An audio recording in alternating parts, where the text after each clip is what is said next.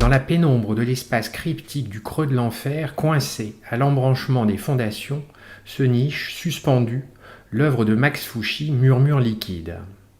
Des rochers sont enserrés dans un tube transparent à la forme organique, à l'intérieur duquel circule un liquide translucide, comme le sang circule à l'intérieur d'une artère. La sculpture de Max Fouchy repose sur des oppositions. Le minéral s'oppose au polyméthacrylate de méthyle, le PMMA. Le naturel s'oppose au chimique, le dur au liquide, l'opaque au transparent, le lumineux au terne, l'inerte au mouvement, l'immuable à l'éphémère. Murmure liquide rappelle en ce sens le travail de Giovanni Anselmo qui, dans Structure qui mange, mettait en scène la tension entre deux blocs de granit assemblés à l'aide d'un fil de cuivre maintenu en équilibre par une simple laitue.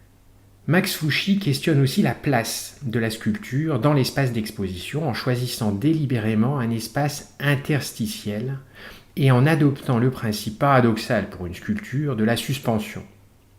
Il interroge aussi la place et le rôle du spectateur contraint de s'aventurer dans les tréfonds du creux de l'enfer et à chercher l'œuvre qui révèle le lieu.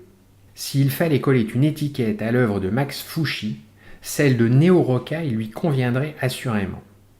Le terme de rocaille désigne à l'origine un ensemble de pierres, de cailloux, de débris minéraux de petites dimensions qui servent en reproduisant les éléments de la nature, comme une grotte ou une source, à la composition décorative de jardins pittoresques et rustiques. Ce style artistique et décoratif, inspiré de la nature et souvent confondu avec le style rococo, était en vogue au XVIIIe siècle, sous Louis XV. Le bosquet des Rocailles du château de Versailles en est un exemple célèbre avec son amphithéâtre en pierre meulière de Grossouvre, avec ses coquillages de Madagascar et ses murs en éclats de silex et de lapis lazuli.